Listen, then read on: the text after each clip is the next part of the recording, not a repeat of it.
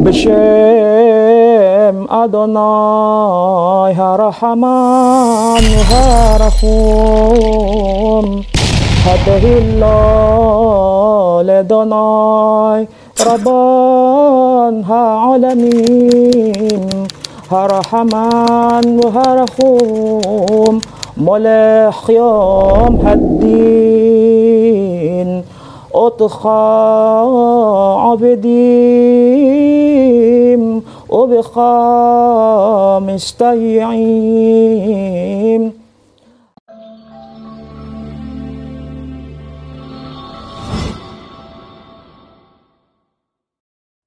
Bismillahirrahmanirrahim. Assalamualaikum warahmatullahi wabarakatuh. Waalaikumsalam. Saat ini saya berada di Gua Hiro Dakwah Center dan bersama saya ada Ibu Sandra Nongoloy. Assalamualaikum Bu.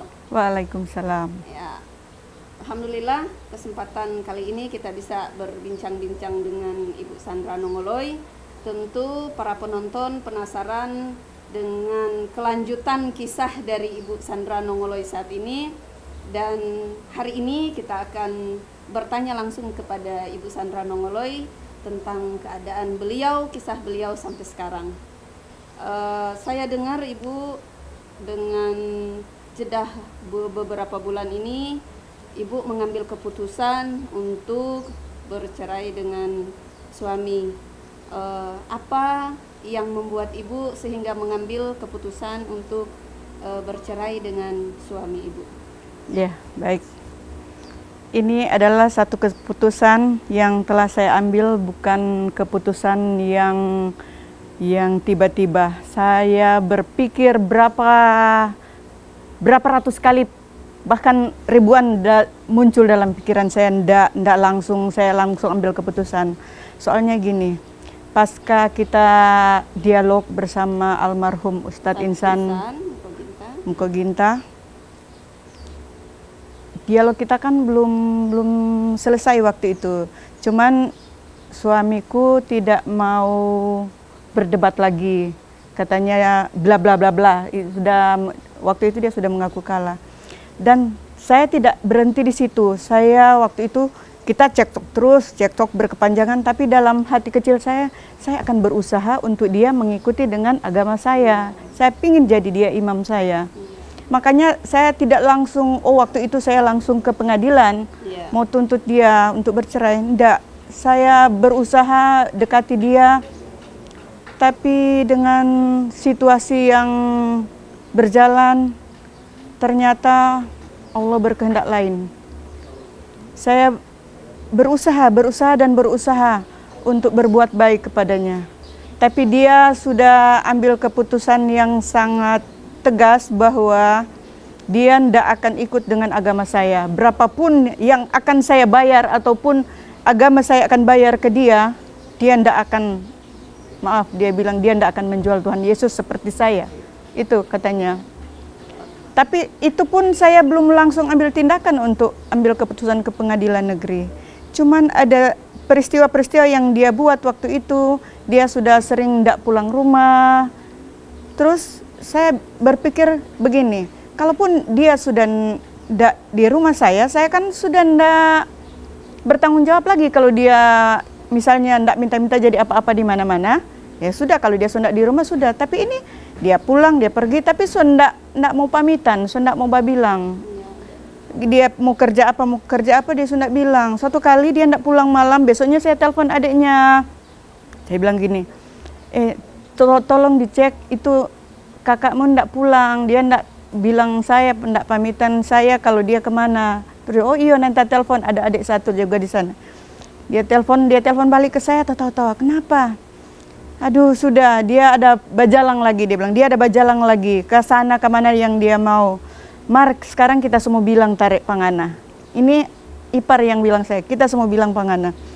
Tak semua bilang pangana bahwa memang dia sebenar-benar dia bilang patorang bahwa biar walaupun Sandra itu baik pada dia, urus baik-baik pada dia, tetap dia suni mau ke Sandra. Mungkin karena itu berbeda agama. Iya. Maka itu yang satu kekuatan saya untuk saya langsung ambil keputusan untuk ke pengadilan. Iya. Dia mau tinggal dengan saya, tapi kata dia ke adiknya, dia sudah tidak mau lagi dengan saya. Tapi dia masih tinggal di rumah saya. Iya. Selanjutnya Bu, proses di pengadilan itu sudah sampai di mana Bu? Oh ya, sekarang ini sudah sidang ketiga, sudah sampai sidang ketiga, tapi sejak sidang pertama, kedua, ketiga, tergugat tidak pernah hadir. Tidak pernah hadir. Oh, iya. Sebenarnya minggu berjalan ini akan sidang putusan, cuman karena ada libur cuti bersama, ditunda sampai awal November. Iya.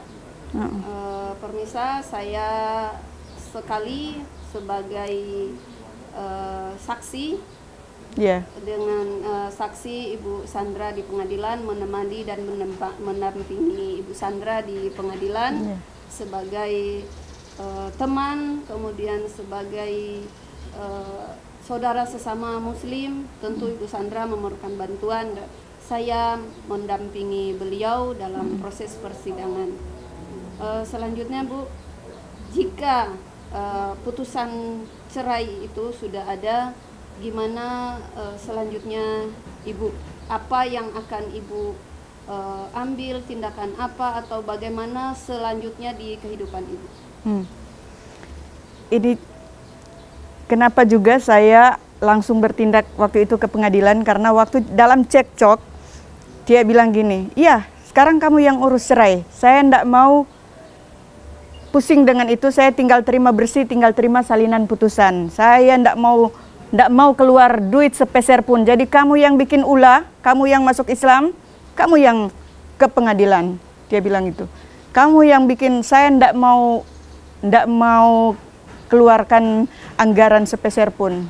Jadi saya berusaha, ada yang bantu saya, nolong saya untuk saya ke pengadilan kelanjutan semuanya. Saya bersyukur karena sudah berjalan lumayan. Dan ini satu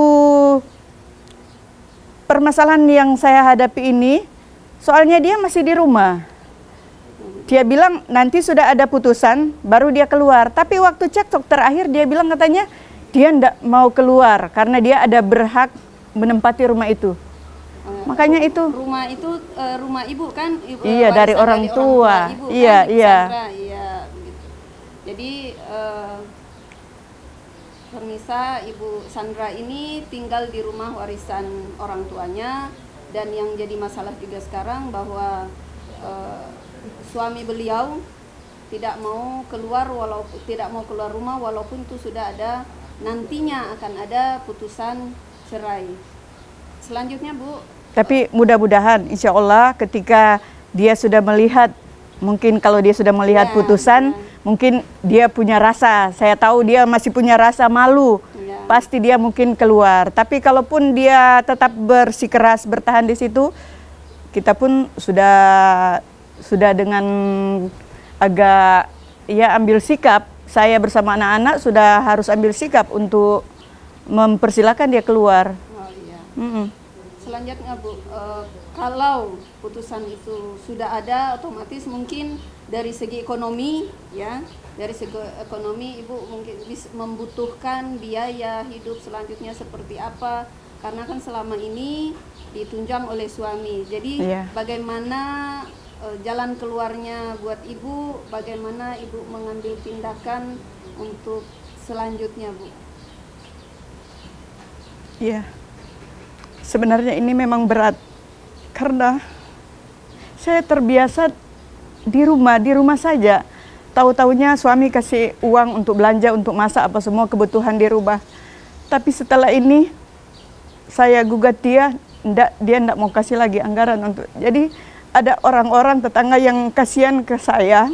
Mereka pertama malu memberikan beras ke saya waktu itu karena mereka tahu posisi saya kan. Maksudnya bukan berarti terlalu susah di sana.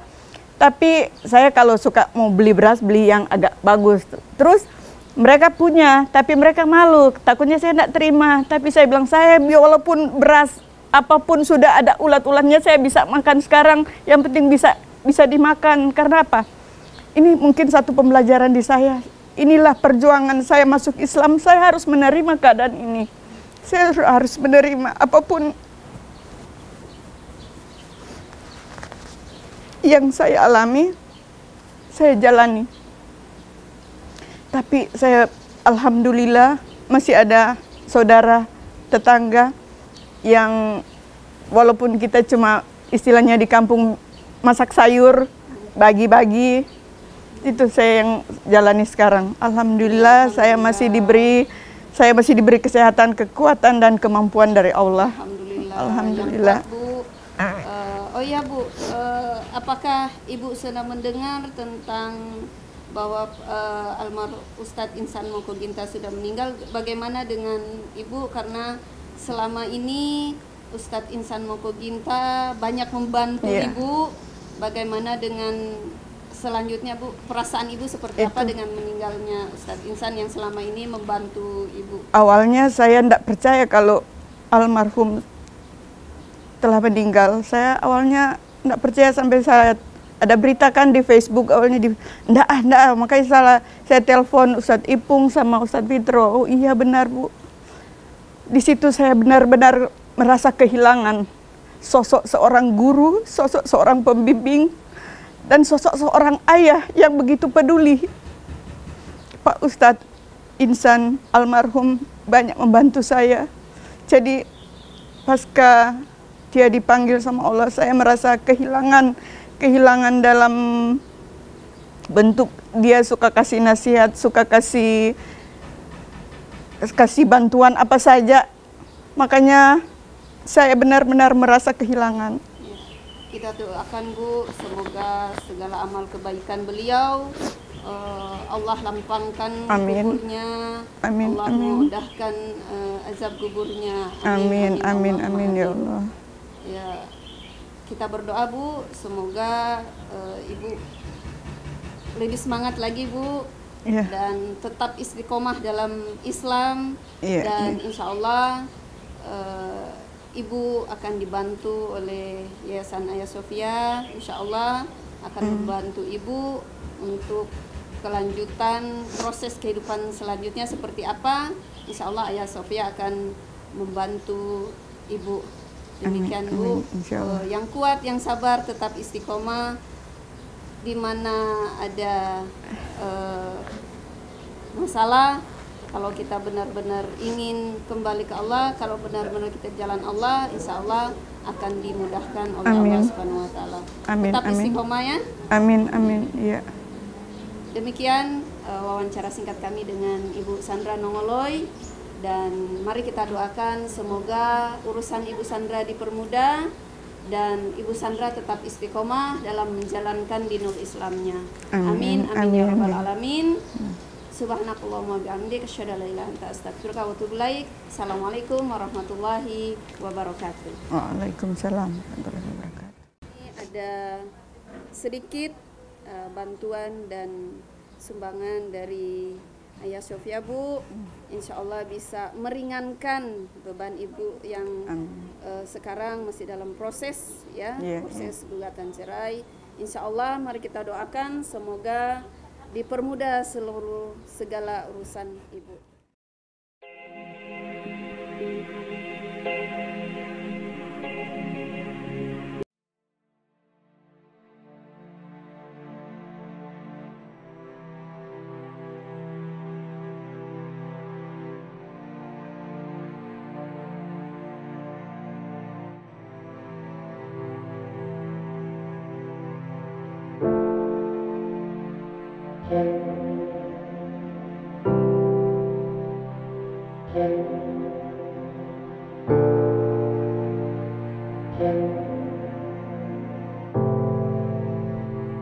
Thank you.